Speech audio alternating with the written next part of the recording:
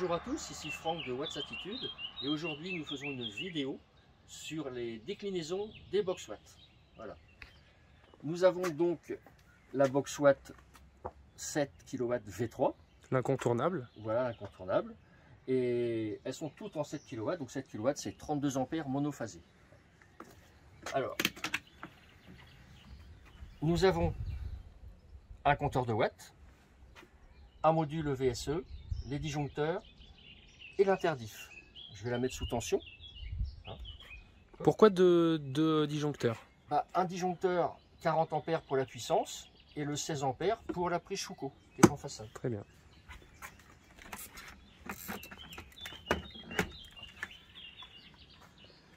Alors, première chose à faire, donc je me répète.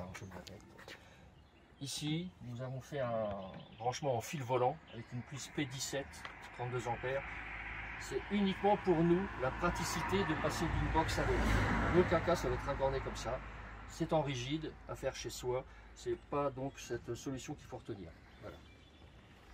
Alors, première chose à faire, on met sous tension et on teste. La terre. Impeccable. C'est tout bon. Le 40 ampères, le 16. Nous avons donc le module VSE qui fait son auto-diagnostic. Ici, on voit qu'on clignote en rouge parce que tout simplement, le bouton d'arrêt d'urgence, il est enclenché. Donc, on fait un petit quart de tour et il se libère. Donc, quand vous la mettrez sous tension, si c'est tout de suite au rouge, vous penserez bien que c'est là qui est le problème. Et voilà, je le renclenche, il est éclairé et on le retire en tournant. Voilà. Donc, on a les informations, hein, les watts, les kilowattheures. Là donc chargé 0,63 kWh. On va remettre à 0. Le bouton est petit, donc quand on a des gros doigts, c'est un petit peu difficile à appuyer, mais ça va très bien quand même. Donc là on est à 0. Ok. On va donc brancher le V6. La prise de droite. À droite, merci. La télécommande qui va bien. Sur le V6, on ouvre et on appuie. Donc là, on charge en monophasé le V6, qui peut pourtant charger en triphasé.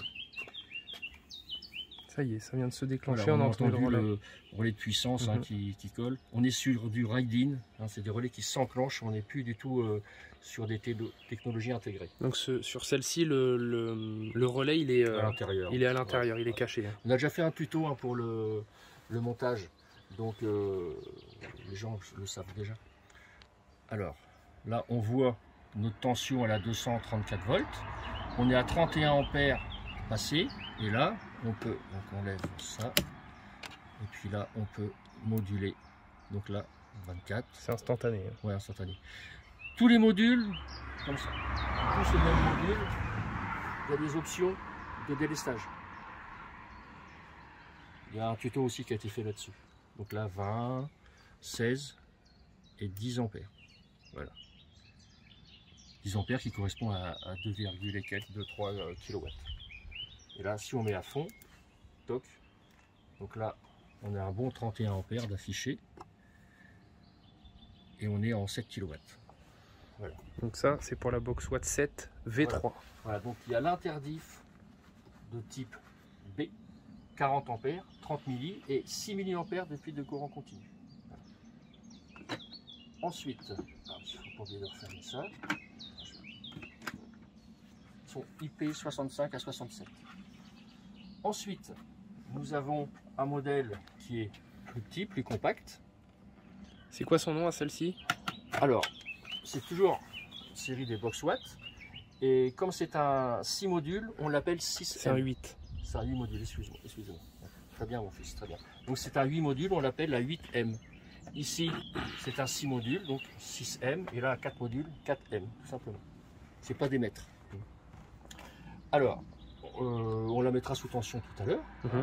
La différence par rapport à celle-ci, à droite? Là, forcément, on n'a pas de prise Schuko en façade. Il n'y a pas le disjoncteur qui est associé. Et les protections ne sont pas intégrées dans le boîtier. Par contre, on voit au-dessus. Par contre, au-dessus, c'est fourni avec. C'est indissociable. Indissociable. Vous ne pouvez pas dire non, je veux pas ça, moi je les ai déjà. Non, non, nous, c'est du type B. Du 6 mA Donc nous on veut que nos box soient protégés avec du bon matériel. Voilà. Donc on les livre déjà préassemblés. Donc vous n'avez plus qu'à mettre ça dans votre tableau électrique. Et puis raccorder avec du 10 carré si c'est pour 7 kW jusqu'à 24 mètres de longueur. Puis après ça change par rapport aux longueurs différentes. Voilà. Il y a aussi un bouton d'arrêt d'urgence. Oui, il est sur le côté gauche sur celle-ci. Voilà, puisqu'il n'y avait pas la place de le mettre de l'autre côté. Ok. Est-ce qu'on passe d'abord à la 4 avant de passer à la 6 qui est un petit peu particulière? Ouais, si tu veux. Donc là, la box Watt 4M. Donc là, on a le contacteur et le module. Toujours pareil. On fournit avec l'interdiff. Vous voyez qu'ici, c'est pas un 6 mA. Ouais, c'est pas vraiment à celui-là, c'est marqué. Parce que le 6 mA, il est intégré au module. Donc suivant nous les assemblages, vous aurez soit un 6 milli là ou là. Et dans tous les cas, toutes nos box sont fournies avec du 6 milli et du type B. Voilà. Donc là c'est très compact, hein, on peut le constater. Si vous n'avez pas beaucoup de place pour l'installer, ben c'est magnifique. Toujours pareil, le petit bouton d'arrêt d'urgence sur le côté qui est là. Voilà. On constate qu'on charge bien un bon 30 ampères. Hein. Et puis voilà, c'est le... Qu'est-ce qu'on peut dire d'autre? Maintenant, on va venir sur celle-ci. La 6 modules. La 6 modules. Alors, je dirais c'est celle qui ressemble le plus à la V3. Puisqu'on a l'interdiff en 6 mA. Qui est monté déjà dedans, qui n'est pas fourni en plus. Voilà, bah oui, tout à fait. Oui. Et le disjoncteur et le module. Le contacteur est à l'intérieur, là on ne le voit pas mais il est à l'intérieur, comme sur celle-ci. Aucune possibilité forcément de mettre une prise Schuko, donc c'est pour ça qu'on a fait ce modèle. Donc la différence entre la box Watt V3 et la 6M, c'est qu'il n'y a pas de compteur de watts et pas de prise en façade. Ouais, et qu'elle est moins chère. Et qu'elle est moins chère forcément. On a essayé de trouver les meilleurs compromis, voilà, parce que tout ce que vous voyez là, c'est les boîtiers sont très chers. Ça, tout accumulé fait monter la sauce. On va peut-être arrêter le V6. Toc. Alors. Fais-nous une petite démo avec le bouton d'arrêt d'urgence et puis... oui, si tu veux. Donc là, vous avez remarqué que du bleu clignotant, on est passé au vert scintillant. Hein. Là, on est à 7200 watts. On a 0,6 kWh qui a été mis dans l'auto. Tiens, c'est quoi? C'est moi qui appuie. Allez, appuie. Et voilà. On passe instantanément à 0 watts. Et je crois que j'ai entendu... Ouais, elle s'est déverrouillée. La prise s'est déverrouillée. Voilà pour la box Watt V3. Donc là, je déverrouille. Et elle est prête à être utilisée de nouveau. Toc. On peut faire tomber comme on veut. Toc. Voilà. Et on la débranche. On débranche. Je vais faire si tu veux, c'est dur. C'est bon? Hop là, c'est bon. Tu veux essayer laquelle ensuite? Je sais pas, celle que tu veux. Allez, celle-ci. La petite, la 4 modules. Alors. J'ai un peu de mal à me repérer avec toutes les prises tout partout. Donc auto-test. Voilà.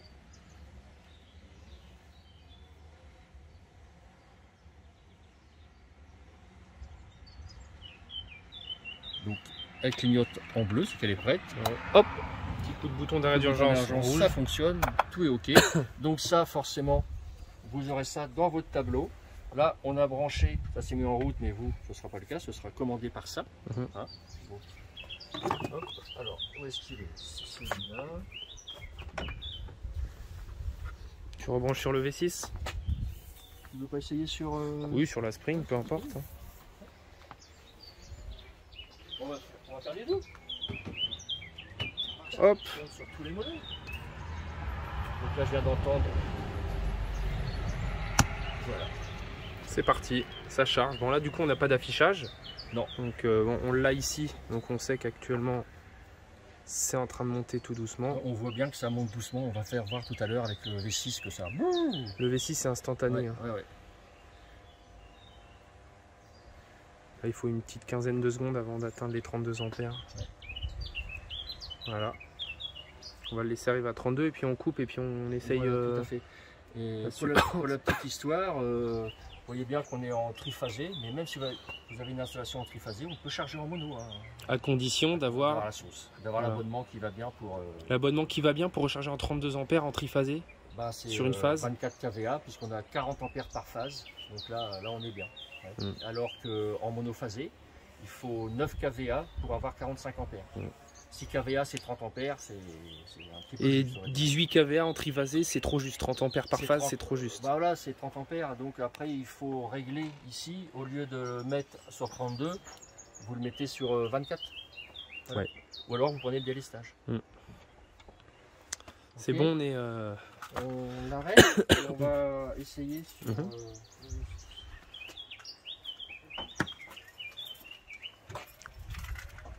Ok.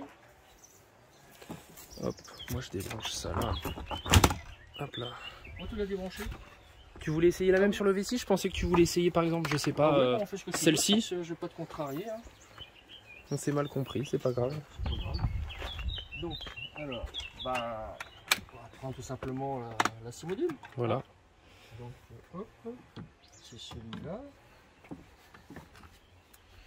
Il y en a des câbles partout. Hein. Allez, vas-y, branche-moi ça. Nickel. Et ce sera... Donc on déroule bien les câbles, hein. Ouais. Important. Alors, toujours pareil, on teste. Si jamais on teste la terre et que quand... Enfin, ça saute pas, c'est qu'il y a une mauvaise terre, il faut surtout pas. Mauvaise, il y a ou il y a quelque chose qui va pas dans le branchement. Voilà. Si on est comme ça, qu'on monte et que ça redescend automatiquement, que ça reste pas bloqué en position haute, c'est pas bon. Ouais. Ok. Alors, chose de très important, on devrait le dire dans le tuto, mais je vais le dire là. Attention, les interdifs avec le 6 mA, si vous inversez le neutre avec la phase, il est mort. Donc là, il faut faire attention. Donc pour aiguiller un petit peu, quand on ne sait pas, on branche, on fait pas. Le neutre de toute façon, c'est à gauche, la phase c'est à droite, de manière générale. Ouais. Donc, ok. Hop, autotest. Voilà. Hop, ça fonctionne. Top, c'est bon. Donc on est sur 32 ampères. Vas-y, tu surveilles ici. Je vais brancher, vous allez voir comment ça monte sur le V6.